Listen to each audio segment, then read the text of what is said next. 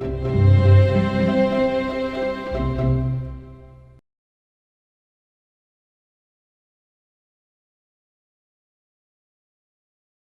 around about complexity-based systems. Great, thank you very much. It's fantastic to be here, and I think one of the reasons I'm here is that I've done some work in health and social care in the NHS in various areas actually. But to just build on what you've just said, which is great. I kind of started working with change in organisations, and I got very frustrated because I realized that the change I was doing wasn't really having a big effect, and the people around me were having the same problem. It wasn't really having the effect that it should have been having. It wasn't really changing things. It's a bit like sticking plasters. And I happened to come across a group of people that were using systems thinking. They were doing things differently, which I thought was completely nuts. But after a while, and after working with them, I kind of realized that this was a different way of approaching what I'm doing. So I will show you a little bit. Now, because you're practitioners, I'm going to be talking a little bit about not a case study of the work I do. I'm going to relate it to more the tools and techniques and methods that I use. And I'd like you to look at those and to see how different they are to maybe what you do, and also how they might relate to the work that you currently do or that you have done. And then afterwards, it's not going to be a long presentation, but I think the important bit will be the discussion afterwards, where we can have a dialogue about different things that you may have been wanting to try, that's kind of focused on some of the things that I am talking about. So what's happened now? What can you see? Someone will have to tell me what's going on. So you should be. Yep, right, just need to start the presentation. Can you see a slide, or can you see slide and notes? No, we can see the slide and no notes. So you're all good. Yay! That's a step forward.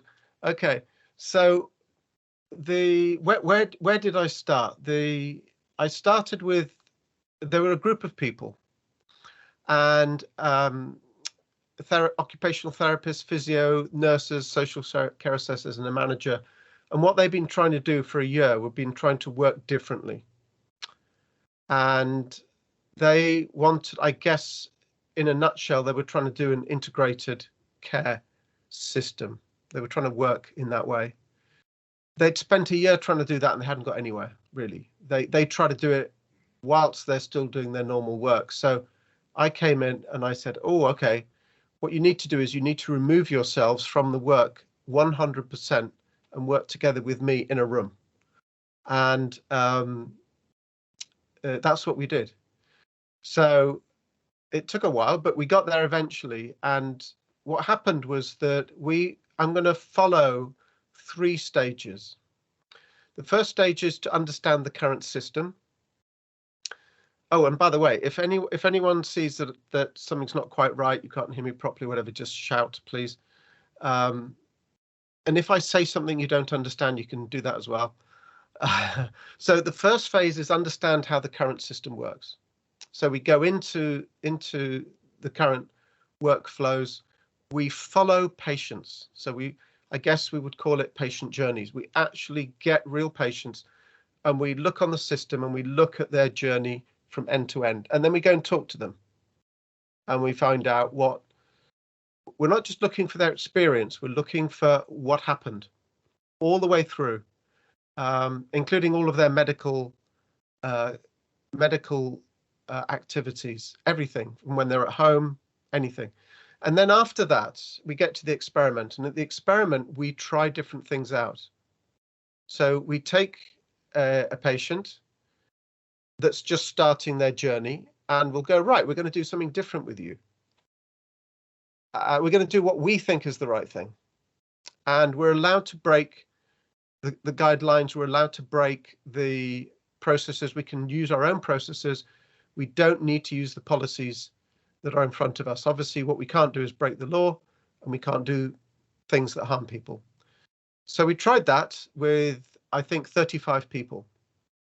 And then the idea next is to go to a prototype, which is to see what we've learned in the experiment. Let's make it work.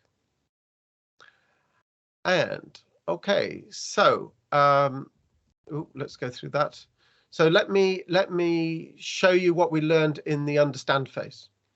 So we found that there were lots of standard flows. So when someone came in, they would go down a standard flow, regardless of what mattered to them. They would be referred by someone to someone else, in some cases referred several times. So this was based on activities, and the demand that came in was seen to be very simple. So I've got a broken leg. I need my chair heightening because I can't get off the sofa properly. Now, these calls came into an assessor. So I saw that this was a very rational approach. This was a very mechanistic approach. And it also included private commissioned care. So what was absolutely bizarre is that the end-to-end time was on one of these, I remember, was 27 weeks for something that's quite straightforward. Now that was before COVID, and now actually if we had something that was 27 weeks with that, that's quite good. It's got a lot worse. The number of people involved in that end-to-end was 17 different people involved. So that gives me an understanding of how many handoffs there are. And I asked the person that takes the initial phone call. I said, he was an assessor, and we had two assessors in our team. I said, when you get the phone call, so that's the place to start, isn't it? When you get the phone call, what questions do you ask? How do you get to know what matters to the person? And they were like, it's very difficult to explain. I don't really do that. I thought, okay, I tell you what, why don't you go home tomorrow morning, you come back with a diagram of what's in your head when you listen to a phone call. And this was the diagram that he made. So what he was doing was listening to the person and was trying to find the box that person would fit into. So a very mechanistic design. And when I was going, right, and that box kept changing. That box changed frequently. And the assessor's job was basically to keep up with the changes and to find which boxes was best. Now, sometimes this person would tell him all sorts of things, but he would still have to try and find the right box.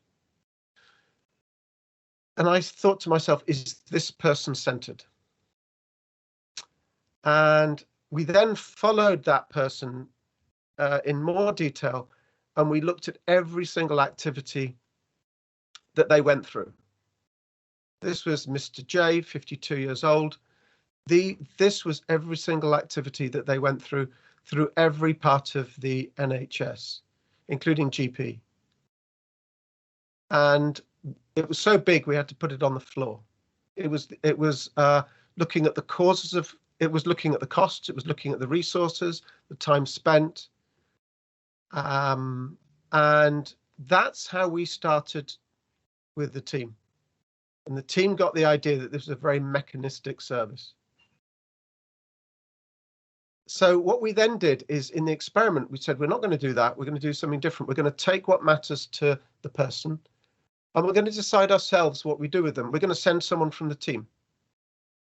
We're going to send them to their house. We're going to find out what matters to them. The telephone call isn't a great place, so we're going to send them to their house.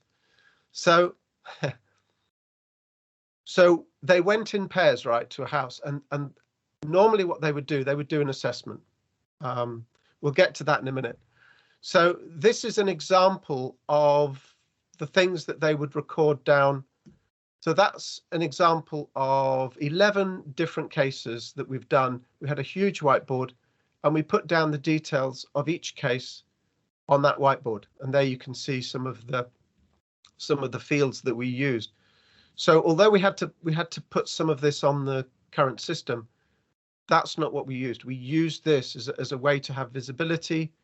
And we started to look at what was the demand, what was the presenting demand, what mattered to them, who else was involved, what were the other issues that they faced, etc., etc.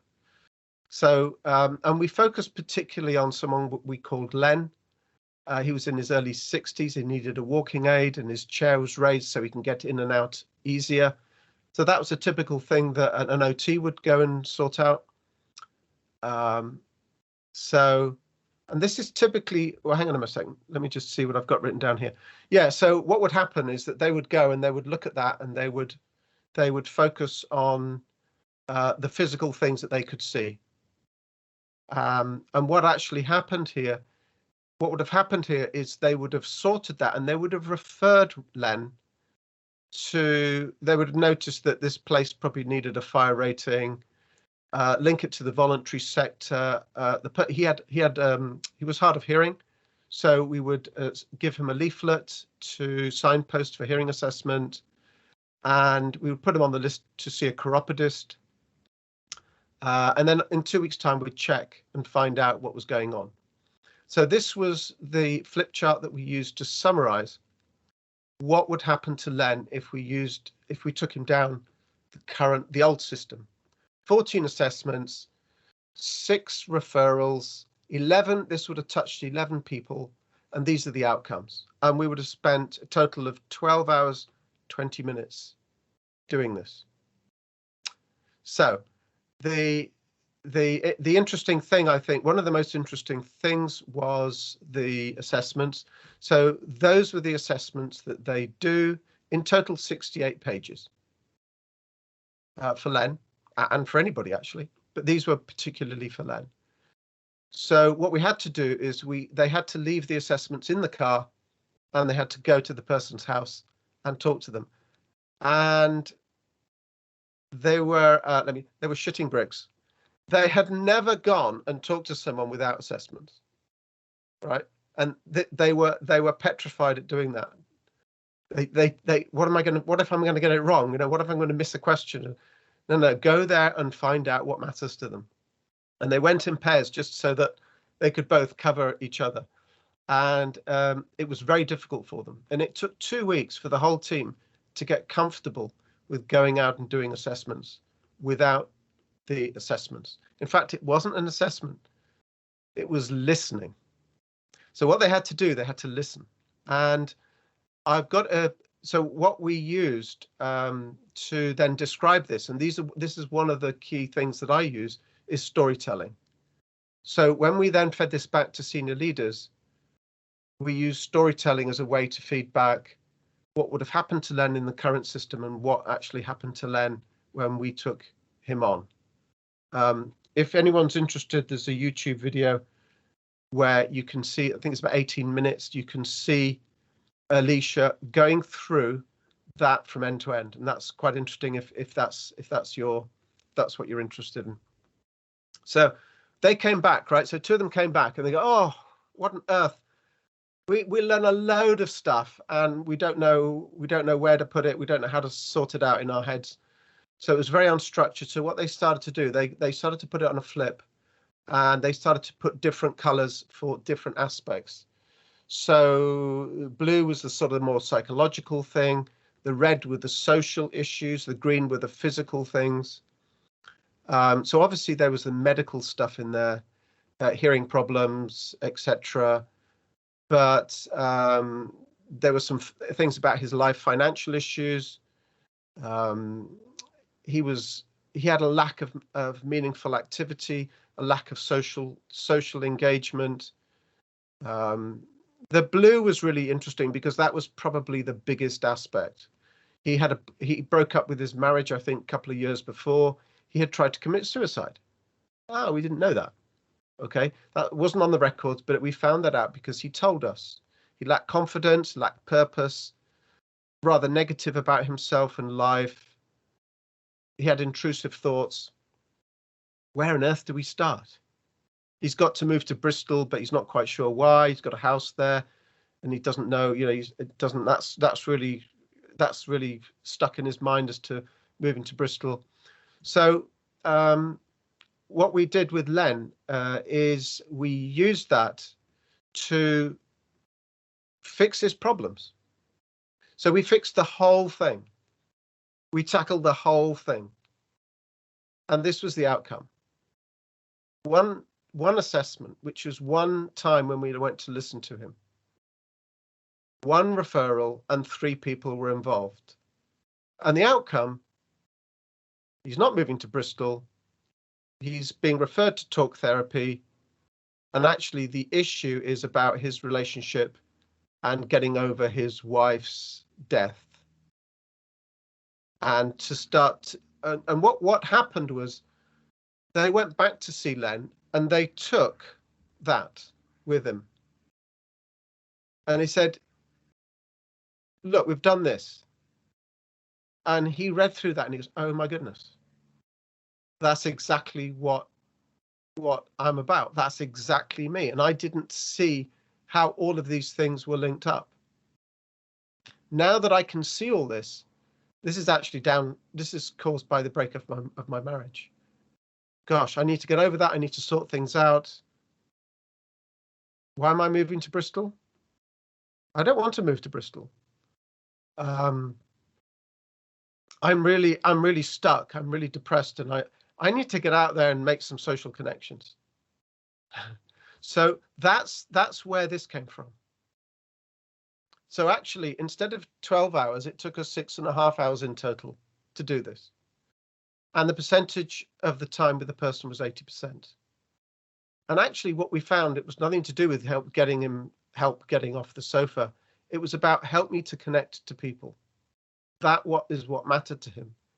He didn't know that, and he didn't express that to us, but that's what we saw. So these are this is just one of the 35 that we took. And what we had to do is we had to pull all this information together. So we got a couple of the people from the team, and they spent days pulling the data together to help present to senior leaders. So one of the questions that a lot of service design have is, how do we demonstrate what we do? Well, the first thing you're obviously picking up is, I'm not designing this, they're designing this. So for me, this is about co-design. It's about actually them doing the design. I help them with the principles, the methods, etc. Now, the other thing is, how do we help senior leaders understand the different layers involved in this? So what they did is the team themselves started to pull these summary things together.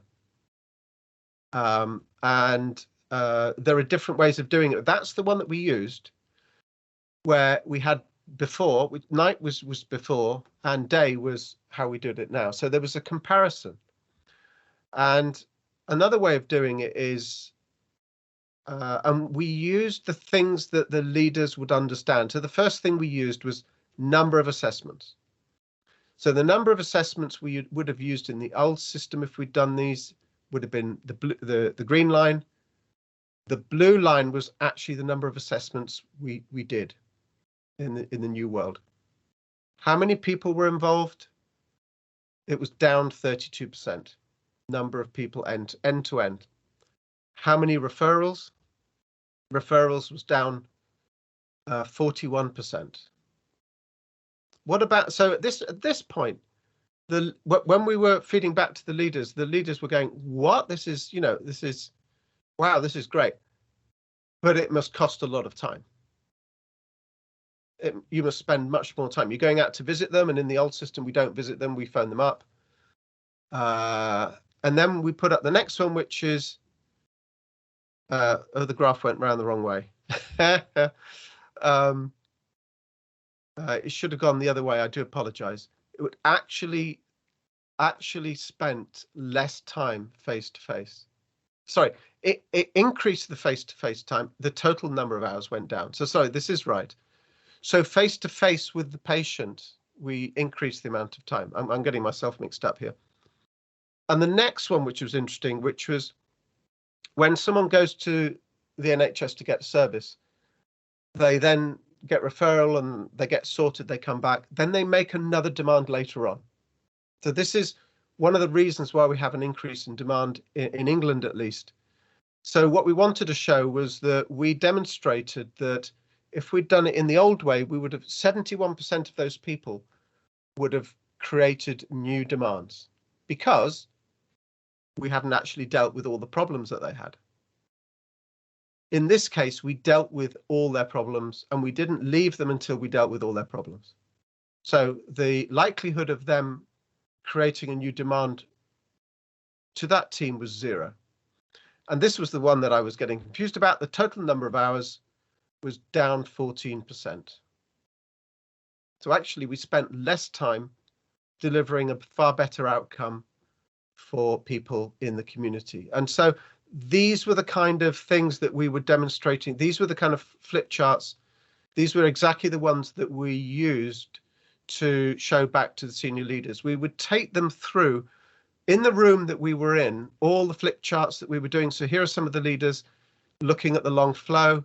Here are the leaders sitting in the small room.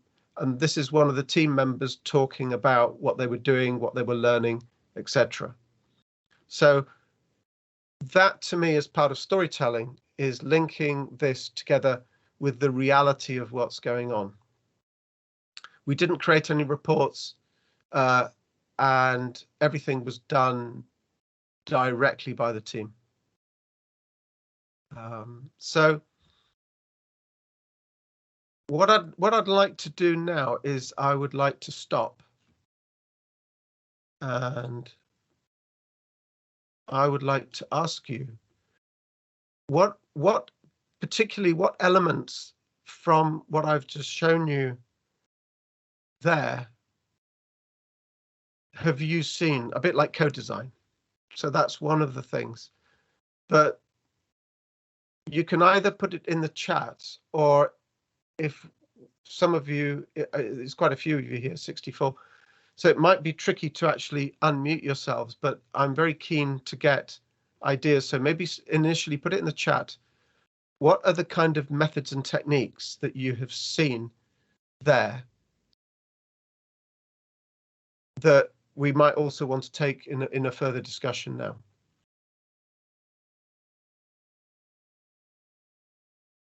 Just remind everyone as well that we're still recording just now in terms of for sharing on YouTube. So if people are comfortable enough typing in the chat just now, and then if we want to open up fully to questions to John, we can stop recording at that point and let everyone ask what they need to. Thanks, folks. Lisa, when you say it sounds silly, that's exactly the opposite. So when I engage with a group, it's very funny. When I say we're going to put this on a flip chart or a whiteboard, I've got a client at the moment. They laugh out loud. They say, "John, what century have you been in?" So we start off with that, and then I say, "Right, do you want to use digital?" They go, "No, we're not using digital." They put it on the whiteboard. They put it there. It's live. It's real. They can change it. They keep going up and modifying something. They get a phone call from the patient. They change it. Everyone can see it. That is very powerful. And it's one of the key techniques that I use at the beginning, and they carry on when I'm not there. People with, whoops, here we go. So people with lived experience involved in the co-design process are only leaders. No one in the team had lived experience. What we did is we directly connected to people who had those needs, the patients with demand. So we didn't need that lived in experience. So we had to connect with them. We had to go and understand them. We had to, so here's one, being able to step away from the job to give this work bandwidth. So that was, again, it took a year when they figured out they needed to do this properly, absolutely. How do clinical teams do that? Very painfully. It was very painful for them to do that, for that organization. So we had a team that was separate for over a year. And then COVID hit. All hell broke loose then. Yeah, because they had to change the way that they saw their work. Yeah, and you talk about storytelling, a very, very good way. It's the only way I know when you've got things like Len was multi-layered and it was complex. How do you communicate that in a simplistic way? Difficult to get the correct people in the room at the same time, certainly. So what we really did, we really tried to focus on the experiment. The prototype came later, which was about how do we actually make this work. And we were just about to set up a place in North Devon, one area, a town and an area where we were going to do that, and that's when COVID hit. So, unfortunately, so the way that the patient actually designs their own journey. So when we go and visit them, we say, we think you need this. Is this right? And they go, yes, or no, it's a bit of an adjustment. So they themselves help us to design their journey. And it's not always what you expect. So for instance, if someone had low-level mental health problems, we wouldn't refer them to mental health. We would go and have a discussion with them. And the bizarre thing is, everyone with low-level mental health, we help them resolve their issues. We help them address their issues. And there was no one in the team that was to do with mental health or psychology. Very often it was connecting them with their friends more. It was connecting them because of loneliness with other people. So it was by that method rather than a medical. This was less of a medical intervention and more of a social intervention. I hope that helps to answer your question there. Have you solved the project triangle, time, cost, quality? All of those things went in the right direction. So what we were trying to show the leadership is that by doing all this together, you reduce the time. So there were some instances in those 35 where time was actually longer. We spent more time with some people. That was counterbalanced by spending significantly less time with others. The way that we measured cost was by resource. So we would measure the amount of time anybody in the public sector would spend time actually doing admin, doing anything, doing any kind of activity. And in each case, the quality went up because we were dealing with far more than what we would normally do.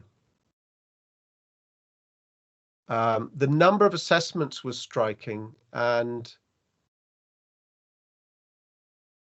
that was the behavioral and cultural shift. You're absolutely right. A lot of this was about shifting their behaviors. It was about shifting their understanding of what they were doing from a mechanistic aspect to a social aspect.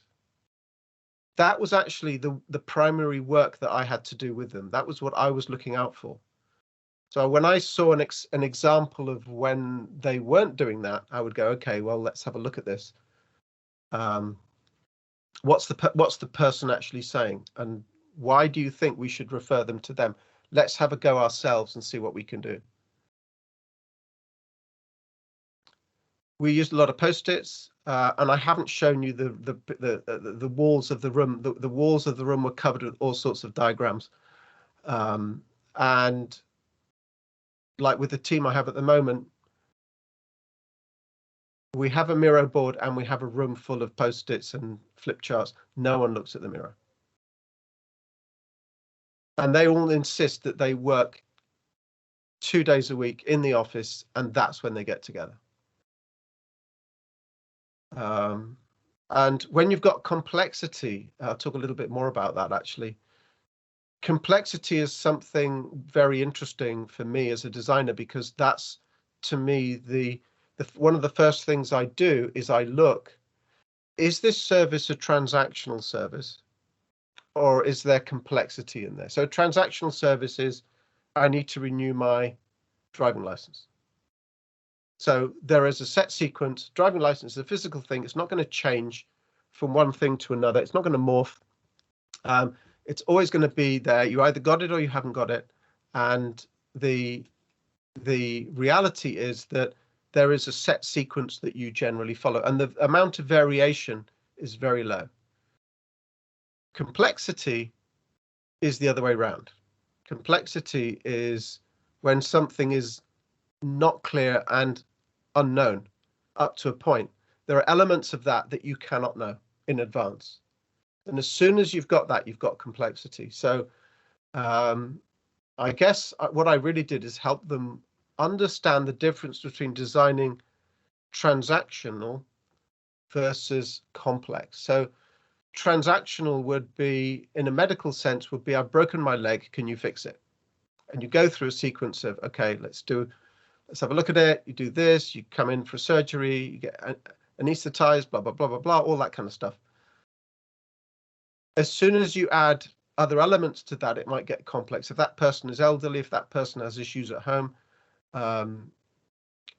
But normally the majority of what we get in the health service is not help me fix my broken leg. We have standardized everything to think that that's what we do. The reality is the health service is about prevention, and it's about people helping themselves to deal with the issues that they face that are causing the medical problems. So with Len, we never raised his sofa. We never did the original. We didn't need to, because the guy suddenly had energy and motivation and he wanted to get up and go, and he did. That was the problem to solve. He didn't know that, and we didn't know that. So actually, sort of listening to people was probably that was the start of the change. As soon as you sit and listen to people without judgment and without interruption, and let them talk as long as they want, and then you ask open questions, you start to realize how all of these things are connected. So that's where the systems thinking takes place, is understanding the connection and how everything is related to everything else.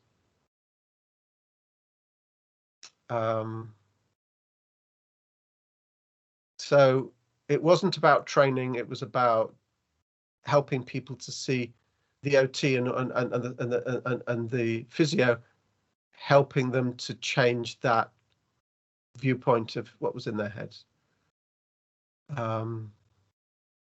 Deprogramming, someone's written deprogramming. In many ways, it is that. There are always a couple of people in the team that also they all find it difficult, but some of them find it difficult to move from one to the other. But this mental health thing, they were, mental health. It's like, oh yeah, mental health, tick the box, send them off to them, referral. And do you know what? They knew when they sent that referral off, firstly, that it would take over a year for it to be assessed. And secondly, that it didn't hit the threshold. They knew that when they did that. They knew that this was going to be an activity that wasn't going to result in anything. But that's what the system told them to do. I mean, it's actually painful to be there and to watch this. So to actually just send someone out who has got very little training in mental health and help people is so rewarding. Very often the causes of issues are to do with family arguments, loneliness. They have, their life has no meaning anymore. All sorts, and the ways to fix that are unique to everybody. They're all different, and they're actually relatively small. Anyhow, it certainly is a holistic approach to care. You mentioned didn't create a report of this work, but what sort of outputs, if any, did you create? I've shown you the outputs, and if you do look at the video, there's a link to my website where I've got more artifacts on there. Those are the outputs, and I never created any more. And we had many leaders from different parts of the county council and the NHS come. Every 2 weeks there was a group. That's what we showed them. And we insisted. So there was the finance director, and she said, oh, can you just send me a report? No, we don't have one. God, she got so annoyed. It took 3 months for her to go from South Devon to North Devon. She was really, really annoyed. When she finally came to us and spent 2 hours with us, she thanked us for insisting that we drag her up. Because what we showed her was something she'd never seen before. What did we show the finance director? we showed her that we were looking at the resources, but that wasn't what we were focusing on. We were focusing on the causes of cost. So she's always heard people talk about cost, cost, cost, cost. She'd never heard someone talk about causes of cost. And what we were doing was focusing on the causes of why the cost was there in the first place. And I mean, she was like gobsmacked. And these were frontline people. It wasn't me. These weren't managers. These were frontline people talking to her, the finance director of a county council. So yeah, I have to fight about the report thing. And the problem with the report is that people don't come and see for themselves. I did a piece of work a few years ago. The person was going on maternity leave. The senior manager was going on maternity leave. So I didn't see her. I did the work with her managers. Towards the end, she came back and she said, "Oh, John, can you just write a report and show it to me?" I wrote a report, showed it to her. 3 months later, there was no evidence of any of the work that I did. She looked at that and go, I don't agree with that. She didn't see it for real. She didn't talk to anybody. What she read about was interpreted in her mind as being something totally different. Vanished. Did they manage to scale up? No, in a nutshell. Primarily due to COVID. So COVID hit and everyone had to disband and go and do what they had to do. It didn't get back together again. That's the nature of the NHS. Unfortunately, scaling up, it wasn't going to be easy. It was going to be difficult, but that was the next stage. So someone there, Laura, you're talking about employee well-being. The well-being of the staff was 180-degree different to what they had before. Before they were stressed, before they were like the OT. I jokingly said to her when we were talking about Len, I said, so who in the NHS can deal with people like Len that have got issues like that? And she goes, well, that's an OT. And I laughed. Well, I didn't laugh out loud, but I kind of, oh, that's funny. She didn't. What we discovered is that when she was doing her studies to become an OT, that's what she learned. When she joined the NHS, her job became go in, get the demand that's given to you and fix the problem in front of you, which is putting an aid here or a support there or putting a ramp on there or helping people to get up off their sofa. And she started crying because she realized that the job that she ended up doing wasn't what she could do. And it was so dumbed down. So it liberates people to actually they're able to do the things that they can do. And you don't need to be that expert. But if you are an expert, you can actually finally become the nurse that you should be and look at the patient holistically and do all of those things. It was really quite something. Yeah, the employees, and they did, they checked in and checked out beginning and end of day, psychological safety in there. There were very different people in the team. Sometimes we had to really give one or two of them some space. We adjusted what they were doing in the team based on where their heads were. We were very supportive in that respect. We could do whatever we wanted to. So I'm just reading some of these things. Apologize. Engage with people who have experience of addiction and justice to find out how they found the experience. Then you do a visual journey. Yes, exactly. That's great. Yeah, you end up, and the thing is, you start to realize that the way that the whole system is designed, that's why we have many of the problems we have in our health service at the moment. We have primarily increasing cost and increasing demand. And you can link, by doing this work, you can link those to the approach, the mechanistic, standardized approach that we take. And that's as a designer, you very well know about personas, and you very well know about how to design digital front ends. But when you approach something that's complex, we have to look at that from perspective that may be unfamiliar to us. So use the front line and work together with them. Yeah, normal view as holistic takes longer. And again, sometimes it does. And the interesting thing is we don't, with Len, I asked Alicia, so what would happen with Len? Well, he doesn't contact me anymore. He wasn't closed.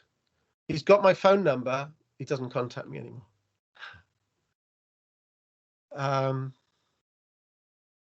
Yeah, and a lot of the managers couldn't get their head around by increasing the contact with the patient by visiting their home. That would decrease time. Some managers could not, they just couldn't get past that. It's like too big a barrier for them to change their thinking. But a lot of the senior leaders got it. And yeah, this we significantly reduce the, let's call it the admin, the bureaucracy. Very often, for 1 hour that you would spend with the patient in the old system, you would spend X number of hours doing your admin and paperwork and stuff. And we realized that the majority of that was based on maximum amount of potential risk that would never happen. So what we did is we did proportionate recording, mainly on the whiteboard. So we took what we'd written on the whiteboard and effectively said, if we want to design a new system, that's where we would start. So we would bring the service designers in, or the digital service designers. We would have worked with them and we would have said that whiteboard is how we work. And then we would work together on developing something that would be a new admin system, but we never got that far. But yes, it is a key learning point. The way that we identified that was calling the work that we actually do to help the person value work. And then everything else was non-value or waste. So we wanted to maximize the value work and we wanted to eliminate the non-value work or the waste, which is writing anything down, creating assessments. So when you did the assessments, then the next thing you do is, of course, go to the computer system and spend huge amounts of time typing the answers in. And of course, those assessments were very standardized. So they didn't capture all the things that Len needed to say. They never would. And the assessments force us to think in that mechanistic way. So even if you're a great OT or a nurse and you want to understand someone, you're forced to follow the mechanistic route. And that's very painful to see, very painful, and very painful for staff, especially when they first join. Then after a while, they kind of got to go along with it. Is done forwards and learnt backwards. Oh, I like that. I'm going to write that down. Done forwards and learnt backwards. Great, thank you.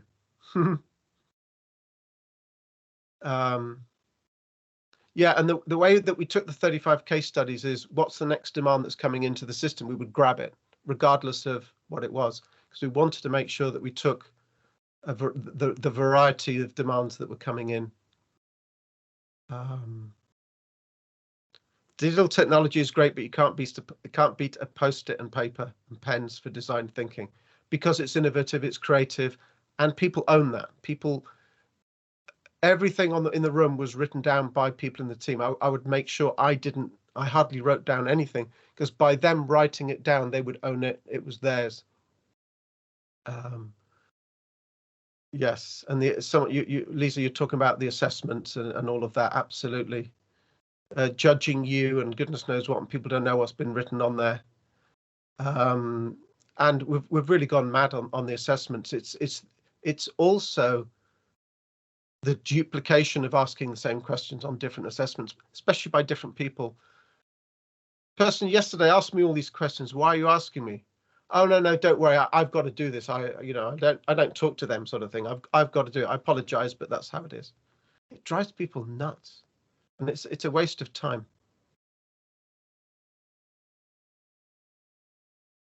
Were there any difficult questions regarding for those leaderships, questions asked in the room and how to implement proof of concept?